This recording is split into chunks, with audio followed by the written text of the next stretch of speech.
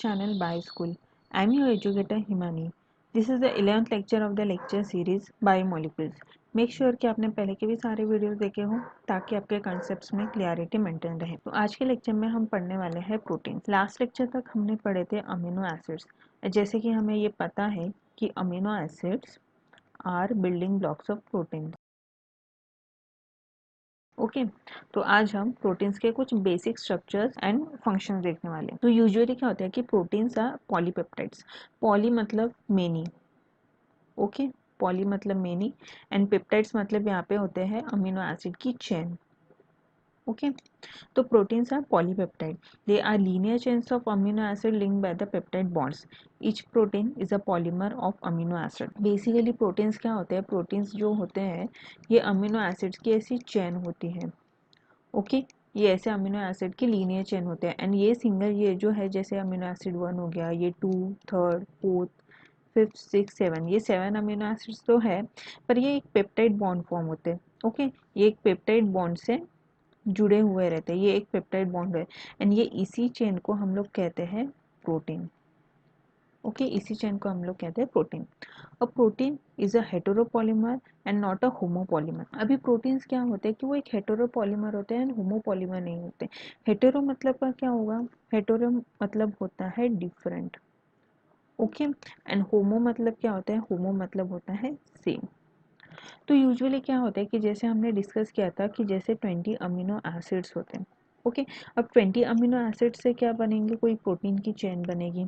Okay but suppose for example अगर ये एक प्रोटीन है एंड ये एक प्रोटीन है, अगर ये प्रोटीन में सपोज ये वाले लीनियर चेन में अगर सेम अमीनो एसिड रहे, ओके फॉर एग्जांपल अगर यहाँ पे valine valine valine valine valine ऐसे ही रहा तो ये होमोपॉलीमर हुआ। होमो मतलब सेम होता है, ओके इसलिए हम लोग इसको कहते हैं होमोपॉलीमर क्योंकि यहाँ पे सिर्फ वैलिन ही है। बट ये अगर सेकंड चेन में अगर हम लोग देखते हैं फॉर एग्जांपल जैसे ये अमीनो एसिड्स तो है पर यहाँ पे लाइक अलग अलग अमीनो एसिड्स है। फॉर एग्जांपल यहाँ पे है valine, histamine, lysine, alanine, glycine, ये अगर अलग अलग है तो इसको बोलते हैं हेटेरोपॉलीमर। हेटेरो मतलब डिफरेंट होता है एंड हेटेरो इसको क्यों बोलते हैं क्योंकि इसमें डिफरेंट डिफरेंट अमीनो एसिड है। तो बोलना ये है कि यूजुअली जो प्रोटीन्स होते हैं वो होमोपॉलीमर नहीं हो सकते, ऑब्वियसली नहीं हो सकते, वो हेटेरोपॉलीमर होते हैं। A homopolymer has only one type of monomers repeating n number of times. यही हमने देखे कि जो वैलिन है वो n number of times repeat होते हैं। Proteins carry out many functions in living organism. Some transport nutrients across cell membrane, some fight against infectious organism, some are hormones, some are proteins। तो जो proteins है हम organism में एक बहुत important function carry out करते हैं। अब ये फंक्शन कोई भी हो सकता है कि जैसे सेल मेम्ब्रेन है कोई, फॉर एग्जांपल जैसे सेल है एंड ये सेल का मेम्ब्रेन है। अब ये सेल के मेम्ब्रेन के बीच लाइक सेल का इनर पोर्शन एंड सेल के आउटर पोर्शन में न्यूट्रिएंट्स का आना जाना लगा हुआ रहता है। तो ये न्यूट्रिएंट्स का आना जाना किसकी वजह से लगा रहता है, ये ट्रांसपोर्ट की वजह से, जो कि इसमें प्रोटीन हेल्प करता है। कोई कोई जो है वो इन्फेक्शियस ऑर्गेनिज्म के अगेंस्ट फाइट करता है, फॉर एग्जांपल एंटीबॉडी। एंटीबॉडी क्या है, ये भी एक प्रोटीन ही है। ओके वो इन्फेक्शियस ऑर्गन के अगेंस्ट फाइट करता है। सम आर हॉर्मोन्स, कुछ कुछ हॉर्मोन्स होते हैं एंड सम आर एंजाइम्स। तो ऐसे देखा जाए कि ऑर्गेनिज्म में ऑलमोस्ट जो भी हम लोग बायोमोलिक्यूल्स पढ़ रहे हैं उसमें से 70% हमारे प्रोटीन्स ही होते हैं। Collagen is the most abundant protein in animal world. अभी एनिमल वर्ल्ड में क्या होता है कि ये जो कोलेजन है वो मोस्ट अबंडेंट प्रोटीन रहता है। ओके बट ये जो रूबिस्को एक एंजाइम है बेसिकली, मतलब ये प्रोटीन ही है पर ये एक एंजाइम भी है।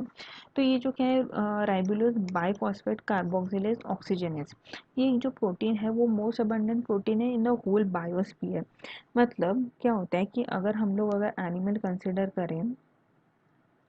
कंसिडर करें तो इसमें कोलेजन अबंडेंट है। पर अगर हम लोग होल बायोस्फीयर अगर कंसिडर करें, होल बायोस्फीयर मतलब उसमें एनिमल्स आएंगे, प्लांट्स आएंगे, ऑर्गेनिजम्स आएंगे, जो भी सब सब चीज़ आएगी तो उसमें रूबिस्को ये एक अबंडेंट प्रोटीन होता है। Okay are of following structure primary, secondary, tertiary and quaternary, इसके 4 स्ट्रक्चर्स होते हैं प्राइमरी के। तो फर्स्ट है प्राइमरी स्ट्रक्चर में क्या होता है कि the sequence of amino acid that is the positional information in a protein which is the first amino acid which is the second and so on is called as primary structure. Primary structure मतलब कुछ होता नहीं है basically. Primary structure मतलब ये होता है कि एक सिंगल पॉलीपेप्टाइड है, ओके सॉरी ये एक सिंगल पेप्टाइड है, ओके एंड इसमें अगर ये पेप्टाइड है मतलब ये अमीनो एसिड्स यहाँ पे रहेंगे, ओके फॉर एग्जांपल जैसे वैलिन, एलेनाइन, ग्लाइसिन, हिस्टामिन, इटिसिन। तो यहाँ पे क्या होता है कि कौन सा अमीनो एसिड कौन से पोजीशन पे है यही हम प्राइमरी स्ट्रक्चर में देखा जाता है प्रोटीन के, ओके। तो sequence of the amino acid that is the positional information in the protein, ये सिर्फ पोजिशनल इंफॉर्मेशन बताता है कि कौन से अमीनो एसिड की क्या पोजिशन है प्रोटीन्स में, उसी को हम लोग प्राइमरी स्ट्रक्चर कहते हैं। A protein is imagined as a line, the left end represented by the first amino acid and the right end represented by the last amino acid. The first amino acid is called as N-terminal and like while the last amino acid is called as C-terminal. अभी जैसे हमने ये देखा था कि DNA में 2 ends होते हैं, जैसे 5' एंड होता है, 3' एंड होता है डीएनए के केस में। प्रोटीन के केस में भी 2 एंड्स होते हैं, बट इसमें कैसा होता है कि एन टर्मिनल होता है एंड ये सी टर्मिनल होता है। एंड इसको अभी N terminal and C terminal क्यों कहते हैं, क्योंकि ये हमने अमीनो एसिड के लेक्चर में देखा है कि जैसे ये अमीनो एसिड है, ये अमीनो एसिड है, तो ये अमीनो ग्रुप होता है, इस साइड में ये NH2 होता है, इसलिए ये एन टर्मिनल कहते हैं इसको।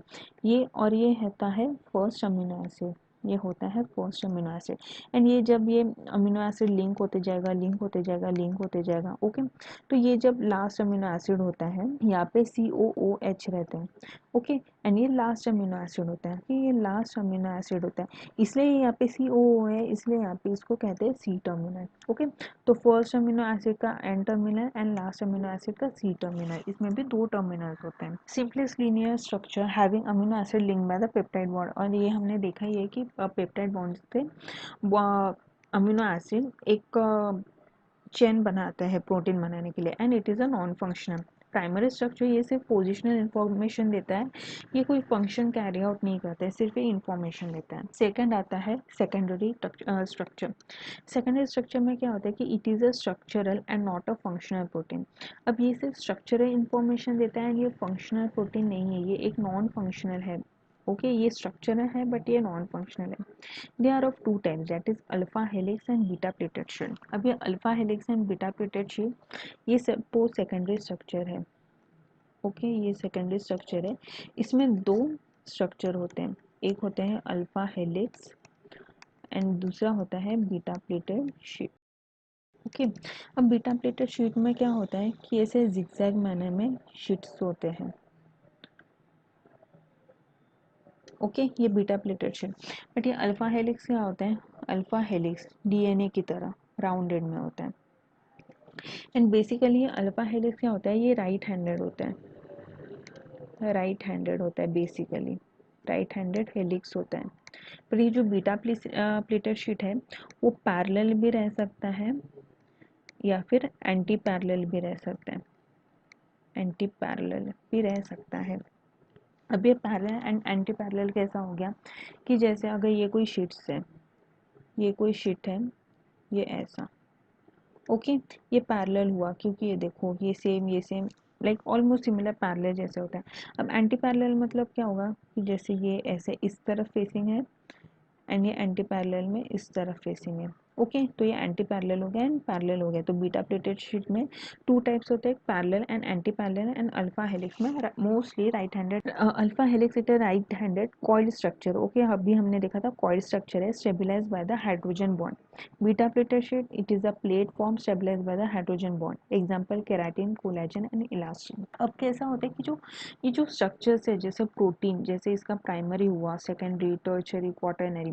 अब प्राइमरी में हमने देखा था कि इसमें सिर्फ पेप्टाइड बॉन्ड का ही इन्वॉल्वमेंट है, ओके। इसमें पेप्टाइड बॉन्ड ही इन्वॉल्व होते हैं। बट सेकेंडरी स्ट्रक्चर में क्या होता है कि पेप्टाइड बॉन्ड तो होते ही है, पेप्टाइड बॉन्ड होगा तभी तो वो एक लीनियर स्ट्रक्चर बनेगा, ओके। तो पेप्टाइड बॉन्ड तो होते ही है, पर साथ में ये स्टेबलाइज होते हैं हाइड्रोजन बॉन्ड से। अब ये हाइड्रोजन बॉन्ड से कैसे स्टेबलाइज होते हैं कि जैसे ये अल्फा हेलिक्स का स्ट्रक्चर है, यहाँ पे कोई H होगा, ओके। यहाँ पे कोई H है, जैसे H का मतलब क्या होता है कि जैसे हमने अमीनो एसिड के स्ट्रक्चर में देखा था, बेसिक स्ट्रक्चर में हमने यही देखा था कि यहाँ पे कोई H है, ये COOH है एंड ये R ग्रुप है जो कि वैरी करता है। अब ये जो H है वो यहाँ पे, अभी ये यहाँ पे कोई ऐसा एक अमीनो एसिड है, ये यहाँ से ऐसे H, ए वाले अमीनो एसिड से, ये वाले अमीनो एसिड के H से बॉन्ड बनेगा, फिर यहाँ पे कोई H होगा, फिर ये इससे बॉन्ड बनेगा, यहाँ पे कोई H होगा, तो ये ऐसे हाइड्रोजन बॉन्ड से स्टेबलाइज होते हैं। अब बीटा प्लेटेड शीट में भी सेम है, जैसे ये एक यहाँ पे H है तो ये यहाँ पे H के साथ स्टेबलाइज होता है, ये H है तो ये यहाँ के H के साथ बॉन्ड फॉर्म करता है, तो ये हाइड्रोजन बॉन्ड से स्टेबलाइज होते हैं। स्टेबलाइज मतलब क्या होता है कि जैसे अल्फा हेलिक्स का जैसे कॉइल्ड राइट हैंडेड स्ट्रक्चर है, ओके, तो ये तभी ये कॉइल को, लाइक कॉइलिंग को मेंटेन करता है। इसमें कैसे प्लीटेड शीट्स है तो ये शीट्स को मेंटेन करता है, हाइड्रोजन बॉन्ड मेंटेन करता है। तो इसके एग्जांपल्स होते हैं केराटिन, कोलेजन एंड इलास्टिन। अभी हमने ये देखा था कि सेकेंडरी स्ट्रक्चर क्या होता है कि सेकेंडरी स्ट्रक्चर ये सिर्फ स्ट्रक्चरल प्रोटीन्स को डिपिक्ट करता है। तो जैसे केराटिन ये एक स्ट्रक्चरल प्रोटीन है, कोलाजन ये भी एक स्ट्रक्चरल प्रोटीन है एंड इलास्टिन ये भी एक स्ट्रक्चरल प्रोटीन है। नेक्स्ट आता है टर्शरी स्ट्रक्चर। टर्शरी स्ट्रक्चर क्या होता है कि it is a functional protein. अब इसमें क्या है कि इसमें स्ट्रक्चर का कोई लेना देना नहीं है, ये स्ट्रक्चरल प्रोटीन को नहीं बताता है बल्कि ये प्रोटीन्स के फंक्शन को कैरी आउट करता है। जैसे second structure are folded to form a functional globular shape. अभी बेसिकली टर्शरी स्ट्रक्चर होता क्या है कि जैसे अभी हमने देखा था कि सेकेंडरी स्ट्रक्चर में टू टाइप्स होते हैं, जैसे कॉइलिंग होता है, प्लीटेड है। तो जैसे ये कॉइलिंग होता है, ये एक अल्फा हेलिक्स कॉइल है, ये भी एक अल्फा हेलिक्स कॉइल है एंड ये सेकेंडरी स्ट्रक्चर है। पर अगर इसको टर्शरी बनना है तो ये क्या करेगा कि एक के ऊपर एक ऐसे कॉइलिंग कर लेगा, ये एक हुआ, ये दूसरा हुआ कॉइलिंग, तो ये हुआ टर्शरी स्ट्रक्चर। ये टर्शरी स्ट्रक्चर क्या होगा कि जब फोल्ड होगा तभी ये फंक्शनल ग्लोबुलर स्ट्रक्चर बनाएगा। ओके, ये ग्लोबुलर स्ट्रक्चर क्या होता है कि जब प्रोटीन जब ऐसे लीनियर फॉर्म में रहता है ये फंक्शनल नहीं होता है, पर जब ये ऐसे ग्लोबुलर ऐसे फोल्डेड फॉर्म में होता है तभी ये फंक्शनल होता है। तो ये जो दो सेकेंडरी स्ट्रक्चर है ये जब फॉर्म होते हैं, फोल्ड होते हैं, तब जाके टर्शियरी स्ट्रक्चर बनता है जो कि फंक्शनल होता है। ओके, अभी इसका एग्जांपल ये है मायोग्लोबिन। ओके, इसका एग्जांपल है मायोग्लोबिन। अब जैसे हमने सेकेंडरी स्ट्रक्चर में देखा था कि हाइड्रोजन बॉन्ड स्टेबलाइज करते हैं स्ट्रक्चर को, तो वैसे ही टर्शियरी स्ट्रक्चर को बहुत सारे बॉन्ड स्टेबलाइज करते हैं। For example hydrogen bond, disulphide bond, covalent bond, electrostatic interaction, van der Waals forces, ये सारे जो बॉन्ड्स है ये क्या है, बॉन्ड है। ये सारे बॉन्ड जो है वो टर्शियरी स्ट्रक्चर को स्टेबलाइज करते हैं। नेक्स्ट है क्वाटरनरी स्ट्रक्चर।